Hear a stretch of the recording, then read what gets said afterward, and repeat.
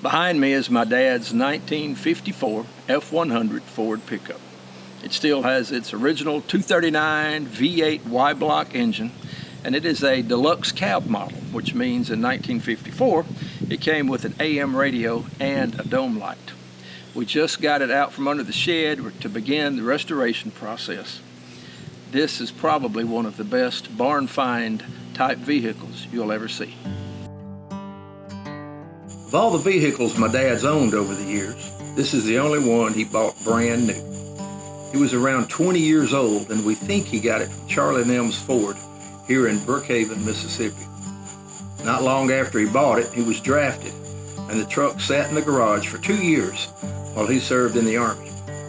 He told my Aunt Granny to drive it every couple of weeks just to keep the battery charged. These doors shut as good as my new Ford truck. That's solid there.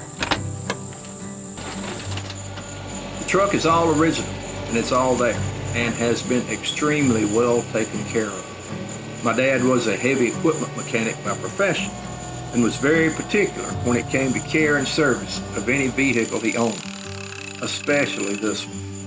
The oil was changed every 3,000 miles, tires were rotated, and the only thing ever done to the engine is a tune-up. When it wasn't being used, it was under a shed. Probably less than half a dozen times has it ever spent the night outside of a garage. It has 67,235 miles on it. Other than replacing a bent fender, it's never had any body work done. It's never been repainted. Even the headliner, the inner door panels, and the cardboard liner under the rear glass is in really good shape. You can still read the signature on the 1970 Mississippi Highway Department inspection sticker that's in the lower corner of the windshield. The license plate on it expired in October 1971.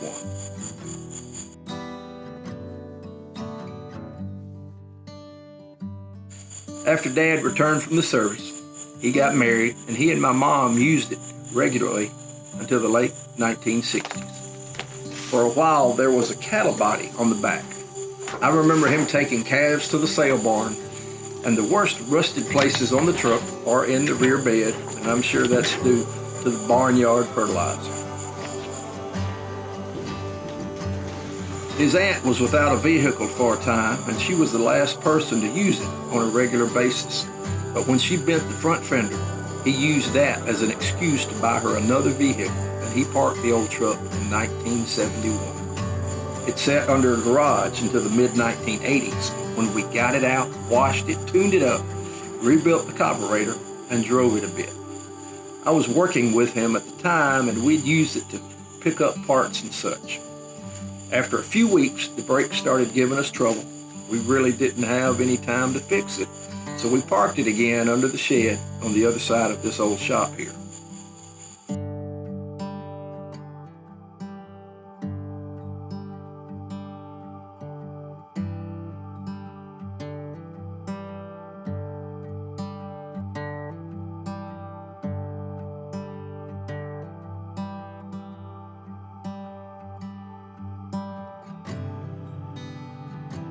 Time passed, my dad retired. We always talked about getting the old truck out and fixing her up, but we never did. My dad died this past March, so in honor of him, we're going to try to restore this truck in a way that would make him proud. Dad was very particular about keeping his vehicles original.